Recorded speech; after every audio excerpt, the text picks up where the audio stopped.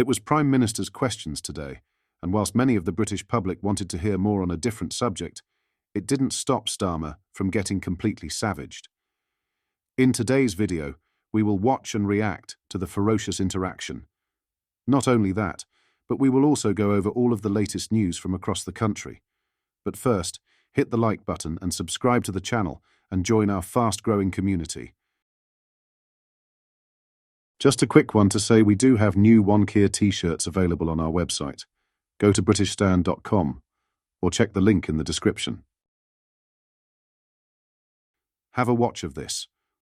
Speaker, can I take this opportunity to welcome the release of hostages, including Emily Damari, from barbaric captivity? I also know that the thoughts of many will be with the victims of the Southport killings. There are important questions to answer, and I will return to those after the case is concluded. Between 2009 and 2022, the OECD found children in England rose up global league tables in maths, reading, and science. Conservative government action means English schools now top the Western world at maths and reading. The Prime Minister's Schools Bill, which is being voted on in committee this week, reverses the improvements that made this happen. This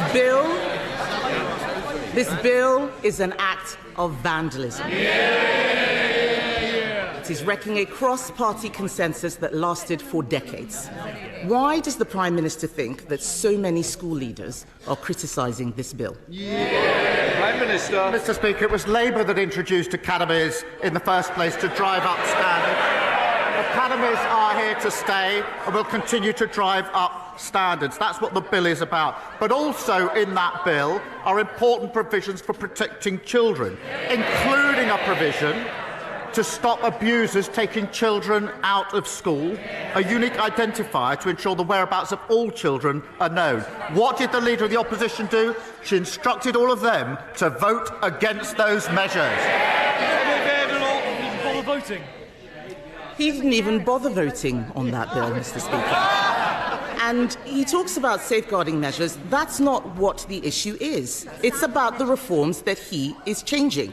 We have an example of where these reforms were not introduced. Wales, which has been under Labour control for 2 decades.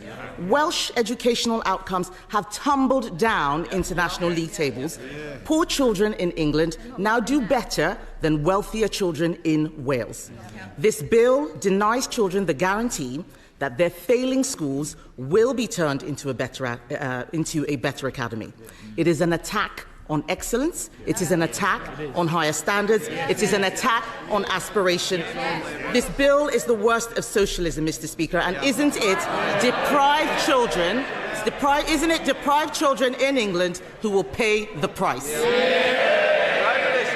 Mr. Speaker, as I said, we introduced academies, we're committed to them, we're driving standards up. But this bill is important because it also sets up breakfast clubs for the very children that she claims to champion. It limits the expense of school uniform and it puts in place vital protections for children. She has to answer the question, why did she instruct all of them to vote against child protection measures? Mr. Speaker, the Prime Minister thinks that he can distract people from what is wrong with this bill. This is not about breakfast clubs and school uniforms. Teachers and parents will be horrified at just how bad this bill is. Even his own MPs may not realise it, but the bill will cut teachers' pay. It cuts pay for 20,000 teachers. His Education Secretary says there is not a ceiling for pay. They're all shaking their heads. They clearly haven't read the bill. She hasn't read the bill either. Because Clause 45 means teachers' pay will be capped. Did the Prime Minister know that the bill, as it stands, will cut teachers' pay? Mr. Speaker, we do need flexibility in our schools. And if she'd hopped off social media for a while, she would have seen the amendment that was put down this morning to achieve that end. But she says this bill is not about child protection. We had a young child killed who was taken out of a school by an abuser. This bill closes that gap. that is urgently needed. We have children who have not gone back to school since COVID. This bill closes that gap. She can make her points on academies, we can debate academies, but to vote against the bill is a disgrace on all of them. This is nonsense, Mr. Speaker, and the amendment he's talking about does not address this issue. He raises academies, that's exactly what I'm talking about. Like every other parent, I believe all our children should have the best teachers. Apart from cutting their pay, listen to what the head of Year 11, Mr. Speaker, at Michaela, the head of Year 11 at Michaela, the most successful school in the country, came from the armed forces. The headmistress says that with Labour's new rules, she would never have been able to hire him. Those are the academy freedoms I'm talking about. This bill would have blocked that veteran from teaching. The bill implies that doctors are not sufficiently qualified to teach biology, that Olympic medalists can't teach PE. Why is the Prime Minister closing down routes into teaching when we should be opening up more? She knows that's not right. No, it's not. Look at the provisions in the bill. But to say there ought to be qualified teachers in our schools should not be extraordinary or opposed. We had far too many examples in our secondary schools under their watch of teachers missing when we needed maths teachers. They championed maths. We didn't have enough maths teachers in our secondary schools, and I want every single child to have the best possible education. The facts speak for themselves. The standards went up under Conservative governments. What we need to know is who is benefiting. Mr. Speaker, everyone is asking who is benefiting from these changes. It's not teachers.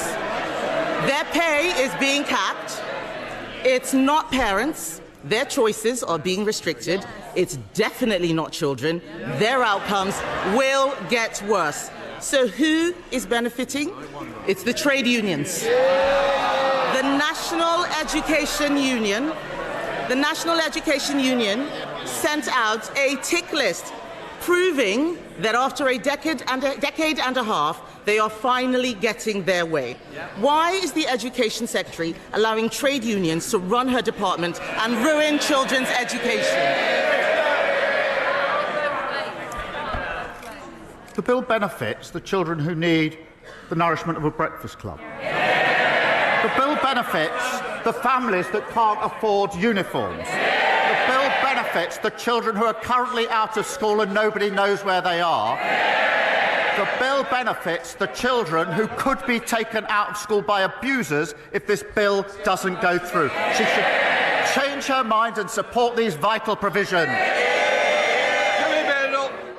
The Prime Minister needs to get out more and speak to schools. I was at the Harris Academy just this month, and what are they saying? That this bill reverses 2 decades of progress, imposing Labour's new curriculum on every school, taxing the education of children with special needs, excluding talented outsiders. The closed shop is back.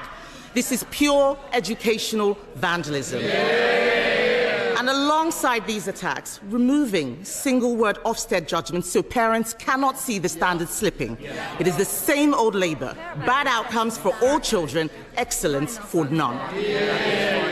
Mr. Speaker, I know what it's like to go to a school which didn't care about standards. This is a tragedy in the making. The key changes in this bill were not in their election manifesto.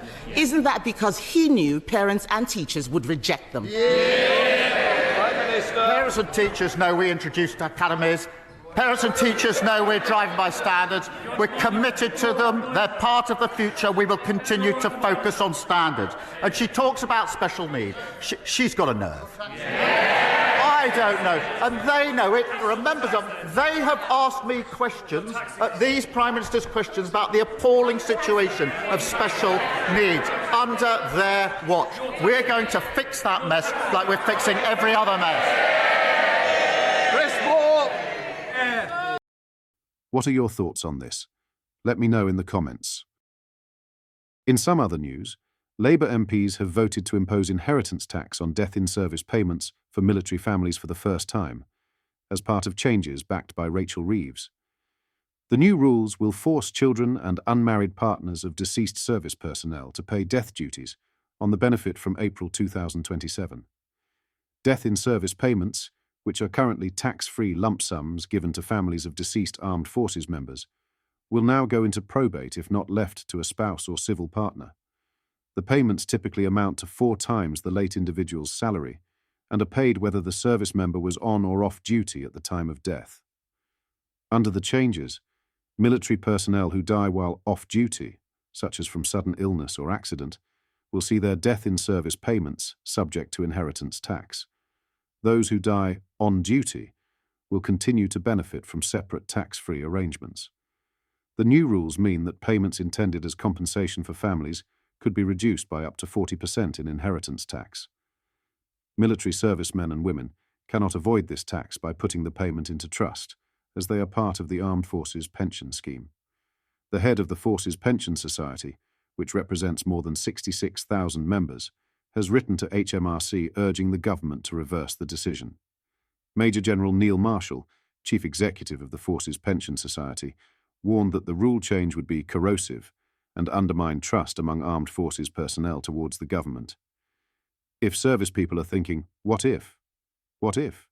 What's the government going to do next to undermine the offer to undermine my commitment to service? It's corrosive, he told The Telegraph. In a letter to HMRC, Major General Marshall expressed serious concerns about the policy's impact on military effectiveness.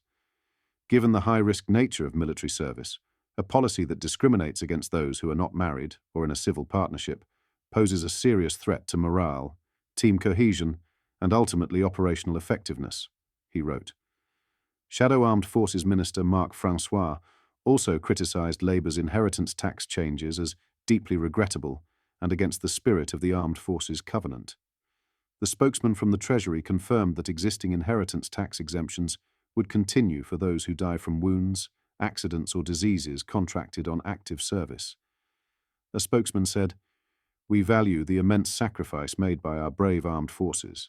That is why existing inheritance tax exemptions will continue to apply, meaning that if a member of the armed forces dies from a wound inflicted, accident occurring, or disease contracted on active service, they will be exempt.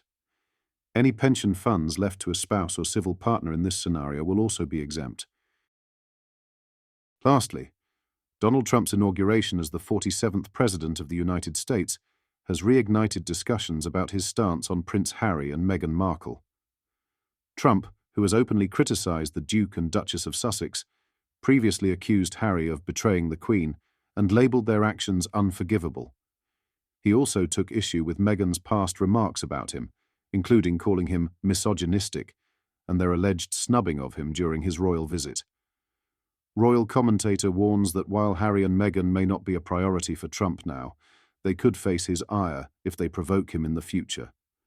Trump's admiration for King Charles and Prince William contrasts sharply with his disdain for the Sussexes, making any actions against them unlikely to jeopardize his perceived support for the British monarchy. However, Trump's long memory for perceived disloyalty could lead to scrutiny, including revisiting Prince Harry's visa status, following Harry's admissions of past drug use in his memoir Spare. Calls for transparency on the matter have come from the conservative Heritage Foundation, though a US judge ruled the visa details should remain private. With the Sussexes residing in California since 2020, any moves to expose visa irregularities could have serious consequences, including potential deportation. Figures like Niall Gardner of the Heritage Foundation have even suggested they would urge Trump to act if evidence of dishonesty emerges. While Trump's immediate focus lies elsewhere, the possibility of future confrontation underscores the lingering tensions between the former president and the royal couple. What are your thoughts on what we discussed in today's video? Let me know down in the comments section below.